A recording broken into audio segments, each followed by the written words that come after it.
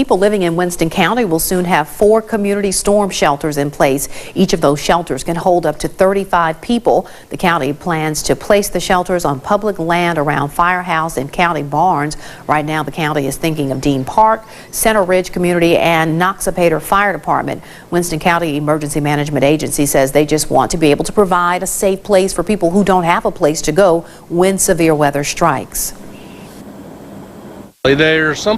Taylor Machine Works will assist the county in moving the shelters. Right now, there's no word on when they will be placed.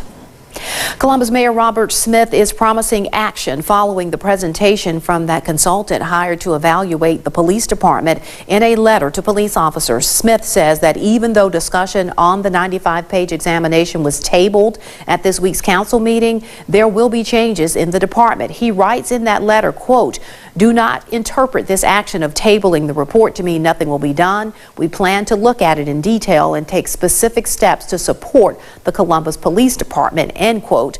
The next meeting of the City Council is on August 15th. Smith is also recommending in his letter that KB Turner stay for another 6 months to work with incoming officers.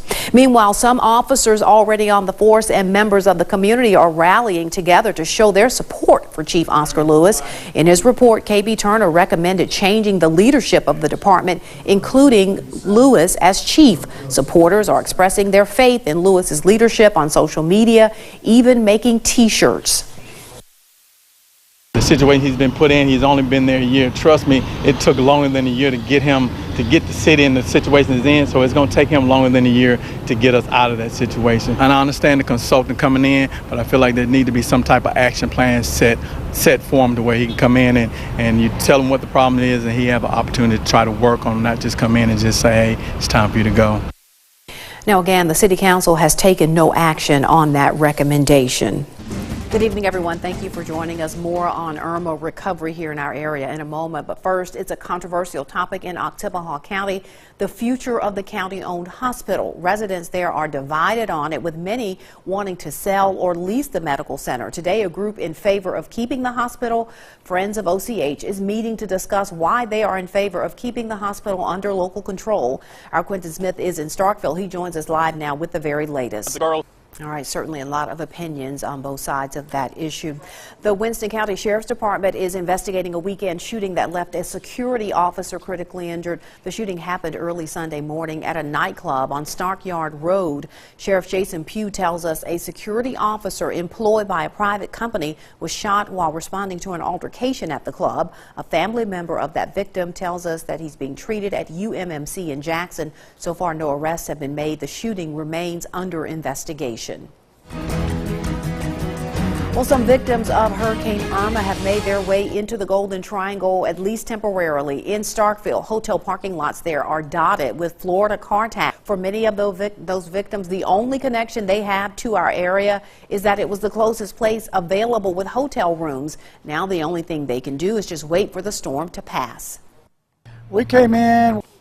And Mr. Gibson tells us that he has friends going to check on his home there in Florida. They plan to head back tomorrow.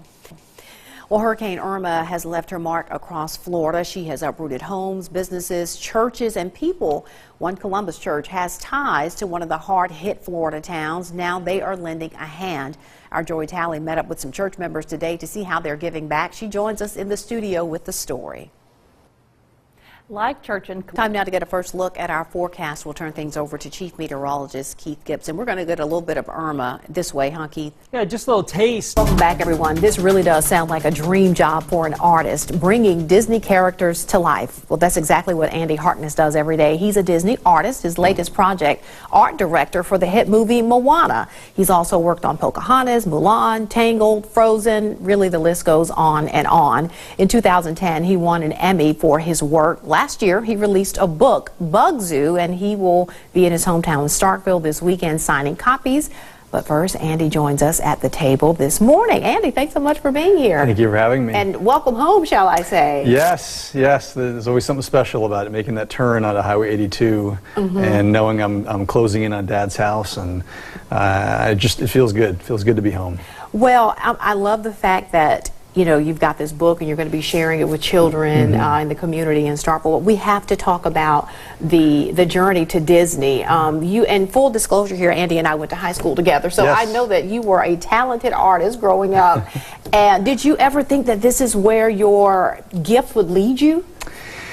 Steve, I'm standing on the outside patio upstairs at the Trotter Convention Center, which right now decorators are here getting this space ready. It will be a brand new feature of our bridal showcase tomorrow, and joining me right now is Mike Anderson. He's the director of the Trotter Convention Center. Mike, thanks for letting us come out today. And Mike, thanks so much. Thank you so very much. All right, make sure you come to the bridal showcase tomorrow. You can come out here on the patio and get a look for yourself up close and personal. We'll have fashion shows tomorrow. There will be great prizes and everything really you need to plan the perfect wedding. The doors open at 9 a.m. and again at 1 p.m.